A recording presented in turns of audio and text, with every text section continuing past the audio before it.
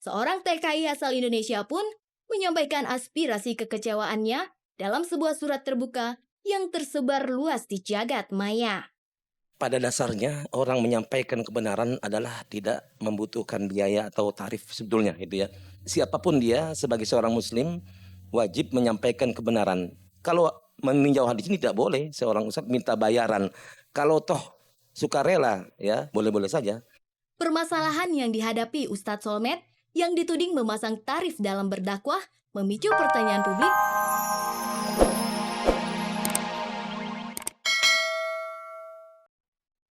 Ekspresi, ambisi, dan sensasi adalah sisi yang sulit dilepaskan dari selebritis. Ekspresi berkarya, ambisi menggapai puncak kejayaan, dan sensasi mendulang ketenaran merupakan pengukuhan eksistensi untuk terus berada di singgasana selebritas. Pemirsa Global TV, sisihkan waktu akhir pekan Anda selama 30 menit di setiap minggunya untuk mengikuti berbagai ekspresi, ambisi, dan sensasi dari jagat selebritis agar Anda tetap selalu eksis. Ulama besar, kata besar bagi setiap dai, tidak hanya besar dalam arti dikagumi jutaan umat. Ulama besar memiliki arti yang sangat lebar, memiliki wawasan yang luas, dan pengetahuan yang mendalam, serta hati dan jiwa yang lebih mulia. Di balik itu semua, sejuta kekaguman atas predikat dai kondang, perjalanan menjadi ulama juga harus menghadapi cobaan yang lebih. Ada puji, sekaligus keraguan, di tengah banyaknya umat yang jatuh kagum atas tausiah dari Ustadz Solmed. Tersiar kabar, sebuah penyelenggara dari Hong Kong menuding Solmed yang memasang tarif atas dakwahnya. Pujian sekaligus keraguan juga menghampiri Yusuf Mansur yang dituding keraguan atas bisnis di balik investasi. Demikian juga dengan Ustadz Guntur Bumi yang kerap mendapat keraguan publik atas pengobatan dengan biaya yang cukup memberatkan khalayak. Jagat selebritas terus dihampiri sejumlah ustadz muda yang penuh karisma. Ustadz Riza Muhammad, Ustadz Zaki Mirza, Ustadz Al-Habsyi, atau juga Ustadz Felix Xiao adalah segelintir nama yang berkibar sebagai dai selebritis. Dari sekian banyak nama dai kondang, nama almarhum Jeffrey Al-Bukhari masih tetap berada di puncak predikat Ustadz Gaul. Ramadan baru saja berlalu. Di bulan Syawal yang mulia ini, sungguh amat disayangkan sejumlah kesalahpahaman yang membawa permasalahan agama kembali menghiasi media. Nama Ustadz Solmed memang kerap menghiasi media hiburan tanah air. Namun kabar yang datang kali ini amat mengejutkan.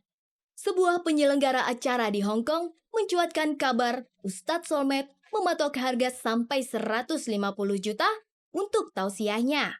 Tentu saja, ini bukanlah kabar yang sedap di telinga umat manusia. Ustadz Solmed pun memberikan klarifikasi atas kabar yang tidak baik ini. Sanggahan pun kembali bergulir. Sayangnya, sanggahan Ustadz Solmed seolah menjadi bumerang atas kekhilafan emosi. Dalam salah satu kicauannya di situs jejaring sosial, Ustadz Solmed malah membuat kicauan yang memancing emosi pihak ketiga.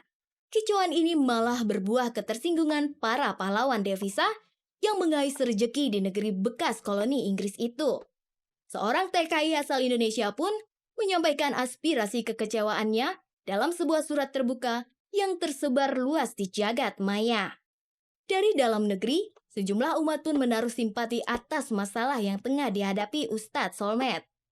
Kembali ke masyarakatnya, sebenarnya bagaimana kita bisa menghargai orang-orang yang memberikan penghargaan terhadap orang-orang yang punya ilmu. Terus terang, saya kurang setuju. Dan pembayaran yang mahal adalah dari Allah nanti di akhirat. Ustadz Solmed sendiri beranggapan ini adalah salah satu cobaan. Bahkan Allah menyebutnya nas, an-nas, manusia. Lintas agama.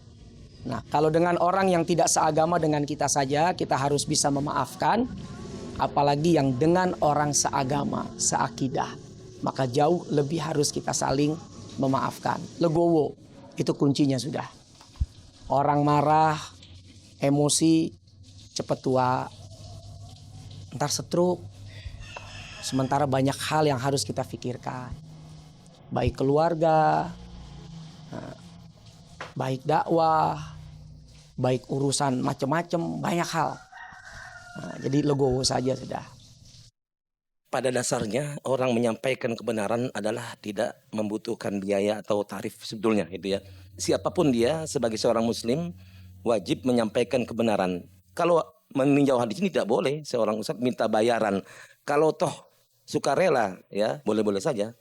Permasalahan yang dihadapi Ustadz Solmed yang dituding memasang tarif dalam berdakwah memicu pertanyaan publik seputar kebenaran. Dibenarkankah memasang tarif dalam berdakwah? Bukankah berdakwah itu adalah menyampaikan pesan dari Sang Khalik? Dan dalam menjalankan tugas dan kewajiban saat menyampaikan syiar, tidak dibenarkan dikaitkan dengan tarif. Secara hukum, Islam memang tidak mengharamkan ketika seorang ustadz menentukan nilai. Tapi ini satu hal yang tidak etis. Karena bagaimanapun, hukum yang harus kita taati bukan hanya hukum Allah, bukan hanya hukum Rasul, tapi juga hukum masyarakat yang berlaku setempat. Menyikapi keadaan seperti ini, sejumlah dai dan ulama pun akhirnya mengeluarkan sejumlah pernyataan. Bahkan, Majelis Ulama Indonesia berpendapat, meski belum melakukan kajian atas tarif dakwah, sebaiknya tidaklah pantas apabila menetapkan tarif atas pemberian ceramah. Namun, jika ada yang memberikan imbalan, hal itu merupakan suatu yang amat wajar. Hal ini dimaksudkan sebagai penghormatan kepada seorang dai yang mana karena kesibukannya, dai dianggap tidak memiliki waktu khusus untuk mencari uang sebagai pekerja lainnya. Ada titik-titik tertentu di mana manajemen dakwah ini harus bersikap tegas. Ketika ada pihak ketiga, entah itu event organizer, entah itu mediator dan istilah lainnya, mereka mengakomodir ustadz ketika diundang oleh salah satu pihak. Maka titik inilah yang kita harus tegas. Jangan sampai justru dakwah dibisniskan oleh pihak ketiga. Kalau ternyata pihak ketiga ini menerima sekian puluh juta, atau jangan-jangan sekian ratus juta dari pihak pengundang. Ternyata yang sampai ke si ustadz cuma sekian ratus ribu. Yang jelek kan bukan pihak ketiga, tapi justru yang diundang ustadz. Ustadz Solmed memang kerap dikenal sebagai ustadz muda, gaul, dan dekat dengan dunia keartisan. Wajah yang tampan dan sikap yang tenang dan gaya yang simpatik adalah karunia ilahi yang diberikan Sang Maha Kuasa kepada Solmed untuk memikat hati jutaan umat. Jauh sebelum kontroversi yang mencuat dengan penetapan tarif dakwah, pemberitaan seputar Ustadz Solmed amat sering menghiasi media massa. Mulai dari salah satu ormas Islam berseteruan dengan mantan istri, kolektor mobil mewah, hingga sempat dikabarkan dengan penyanyi papan atas Syahrini. Dan akhir-akhir ini, Solmed memilih untuk tidak banyak bicara dan menjadi Mr. No Comment. Di tengah sejumlah permasalahan yang dihadapi, sang istri Aprilia Jasmine selalu setia mendampingi dan memberikan support sebagai tanda cinta kepada sang suami. Ustadz Solmed adalah salah satu dari sekian banyak ustadz kondang yang dekat dengan dunia selebritas. Masih ada sederet nama ustadz kondang yang kerap mondar-mandir melintas di layar kaca. Salah satunya, terdapat nama Ustadz Yusuf Mansur.